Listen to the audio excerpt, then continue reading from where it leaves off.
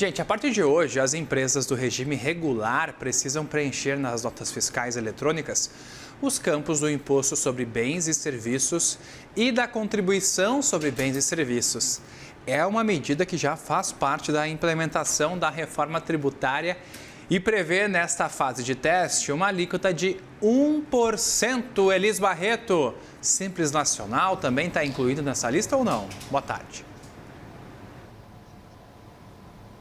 Boa tarde para você, Estevam, e para todos que nos acompanham. Não, só as empresas que estão no regime regular de tributação não inclui esses regimes especiais, como é o caso do Simples Nacional. Você mencionou que agora, a partir de hoje, as empresas terão que botar uma alíquota de 1% referente aos dois novos impostos que vão ser criados em substituição a impostos já existentes com a reforma tributária sobre o consumo. A partir de hoje, então, na emissão das notas fiscais, as empresas devem contabilizar uma alíquota de 0,1% referente ao IBS, que é o Imposto sobre Bens e Serviços. Ele vai substituir o atual ICMS e o ISS, o ICMS Imposto Estadual e o ISS Imposto Municipal. E uma alíquota de 0,9% referente à CBS, que é a Contribuição sobre Bens e Serviços, que vai ser o IVA a nível federal. O IVA é o Imposto sobre Valor Agregado a nível federal, que vai substituir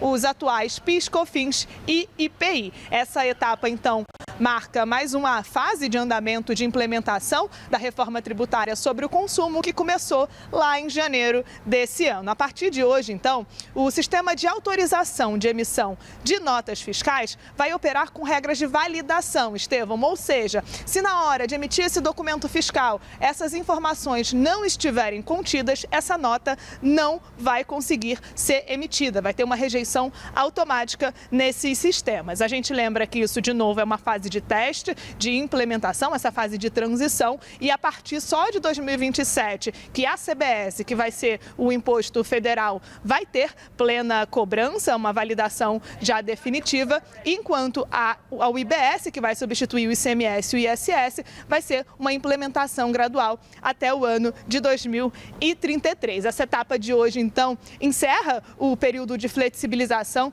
que estava em vigor desde o início desse ano, como eu disse anteriormente, permitia então a emissão dessas notas fiscais sem essas informações e também sem nenhuma aplicação de multa ou sanção para esses empresários. A gente lembra também que não tem nenhuma produção de efeito tributário nessas alíquotas, nesses impostos que vão ter que ser incluídos já nesses documentos fiscais, mas, claro, desde que os contribuintes façam as obrigações acessórias definidas pela Receita Federal e pelo comitê gestor do IBS, no caso, que é quem vai gerir esse imposto dos entes federativos, estados e municípios. A gente lembra também que esse período, já para te devolver, é um período justamente destinado à revisão desses processos. Eles podem ter algumas mudanças. A gente já viu esse ano, inclusive, a Receita Federal prorrogar alguns prazos dessas obrigações da transição da reforma tributária, justamente para as empresas poderem se adequar ao novo sistema que deve ser completamente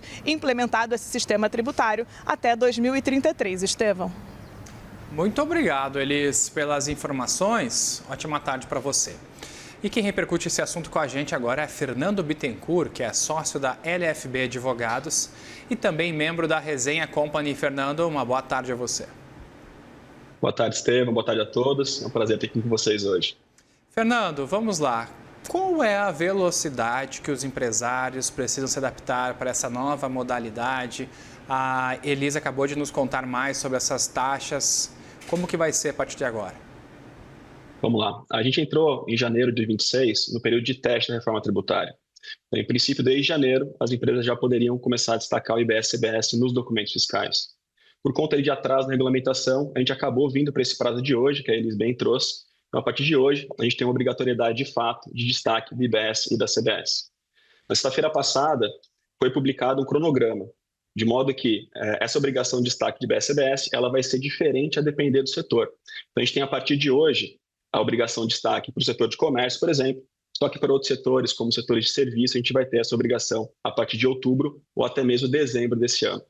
Eu acho que só um ponto importante a gente destacar aqui é que no sábado a gente teve um comunicado da Receita Federal em conjunto com com o cometor gestor da IBS, justamente trazendo que, nesse primeiro momento, a gente não vai ter rejeição de notas fiscais que forem emitidas sem o destaque de IBS e da CBS. Então, a gente vai ter um novo ato conjunto que vai ser publicado, trazendo essas novas normas. Mas o grande ponto de atenção é essas suspensões, essa demora que a gente teve para começar a implementação do período de teste, não quer dizer que a implementação não está ocorrendo, então os empresários têm que começar a se adequar o quanto antes para não ter contratempos no próximo ano de 2027.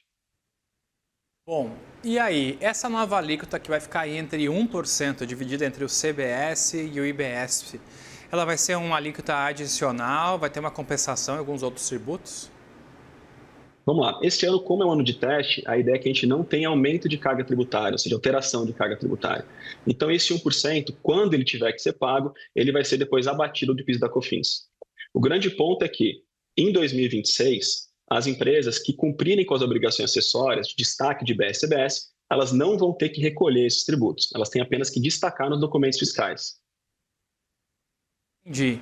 Então, esse teste da reforma tributária está correndo, mas a gente também tem uma outra coisa que pode trazer um certo receio para os empresários, que é a questão do imposto seletivo. O imposto seletivo ele tem que ser aprovado até mais ou menos outubro para começar a valer ano que vem. E aí, será que vai sair ou não vai, Fernando? A gente teve muitas discussões sobre imposto seletivo, até para colocar todo mundo na mesma página. Imposto seletivo, muitas pessoas têm chamado de imposto de pecado, porque ele vai, enfim, atingir somente operações que possam fazer mal ao meio ambiente ou à sociedade em geral. A gente já deveria ter tido também a regulamentação desse imposto seletivo, porque pela legislação ele passaria a valer a partir de janeiro, mas já se tem falado em uma possível postergação, enfim, para algum momento que a gente ainda não tem detalhes. Tá certo, mas a reforma tributária como um todo hoje, a gente está começando a discutir esses impactos e as adaptações que os empresários devem ter. A partir de agora, é um corre-corre ou vai ser algo que é realmente gradual e todos vão conseguir entender o que é, porque bastante coisa vai mudar na prática? Vamos lá, a gente tem bastante mudanças e na minha visão é sim um corre-corre, né? Esse corre-corre já deveria ter começado em janeiro desse ano, porque a gente tem uma série de decisões importantes a serem tomadas, em especial para o pequeno e médio empreendedor. Então, por exemplo, os optantes pelo Simples para 2027, eles não vão optar mais só em janeiro. Eles vão ter que fazer essa opção agora em setembro, que é no mês que vem. Junto com essa opção, eles já vão ter que também optar se eles vão recolher ou não o IBS e CBS por fora. Então, imagina, esse empresário que é optante pelo Simples hoje, ele vai ter que optar por recolher por fora ou não o tributo que ele nem sabe a alíquota, tá bom? Qual que é o ponto positivo aqui? Em novembro, essa opção ela pode ser cancelada pelo empreendedor. Então, vamos lá, isso é importante. A partir de setembro, né, o optante pelo Simples ele vai ter que optar se ele quer continuar no Simples ou não, e continuando no Simples, se ele quer ou não recolher o IBS e a CBS por fora. Em novembro, ele vai ter uma chance de cancelar eventualmente essa opção. Então, a gente já tem um corre-corre especialmente para esses contribuintes e também para todos os outros que vão ter que se adequar a uma série de fatores. A gente vê no mercado, se fala muito sobre a alíquota, que a gente ainda não tem até o momento, mas acho que os grandes pontos aqui são de fatos de adequação. Então, a adequação a esse novo modelo, essa nova realidade, que a gente passa a ter créditos e débitos, não só para empresas do lucro real, mas também para empresas do lucro presumido e até mesmo do simples, quando optarem pela CBS e IBS por fora. Outro ponto muito importante, que pouca gente tem analisado, é a reprecificação. A gente vai ter um período de transição de 7 anos, Estevão. E esse período, a gente vai ter praticamente alteração de carga tributária ano a ano. Então, agora é o momento de entender qual vai ser o impacto para conseguir se reprecificar, não só com seus clientes, mas também com seus fornecedores, e não ter surpresas em janeiro de cada ano. De fazer bons amigos na área tributária também, viu, Fernando? E perguntando aqui sobre o split payment, que vai ser uma modalidade nova que vai ser utilizada, muita gente está com dúvida e não sabe se isso já começa a ser aplicado a partir de agora ou não. Vamos lá. O split payment ele vai ser aplicado gradualmente a partir de 2027. Então, a ideia é que a partir de 27 a gente tem aplicação de split payment em operações entre empresas, que a gente chama de B2B. O que é o split payment? O split payment ele é um sistema que ele vem com a reforma tributária e que ele já vai fazer a arrecadação do IBS e da CBS no momento do pagamento pela mercadoria ou pelo serviço. Então, você deixa de receber o valor dos tributos sobre o consumo para repassar para o fisco e esses tributos passam a ser retidos diretamente no momento do pagamento. O que isso acarreta? O impacto no fluxo de caixa. Por quê? Porque o empresário ele deixa de ter aquele um mês, às vezes até mais, do dinheiro dos impostos do consumo no caixa para poder utilizar na operação. E além disso, vou trazer um ponto importante que pouca gente tem falado, mas a reforma tributária ela vai acabar trazendo uma necessidade de conformidade fiscal. Ela vai acabar reduzindo a sonegação. Por quê? Primeiro, com o split payment, né, a gente passa a ter, então, efetivamente a segregação do valor do imposto no momento da transação financeira, né, em grande parte delas, isso é a regra geral, ou seja, a gente já nem tem mais opção de utilizar o dinheiro de tributo para outras coisas que não sejam pagamento de tributo. E a própria sistemática, a própria dinâmica da reforma tributária, ela acaba também reduzindo as possibilidades de sonegação, porque a gente passa a ter um sistema de créditos e débitos.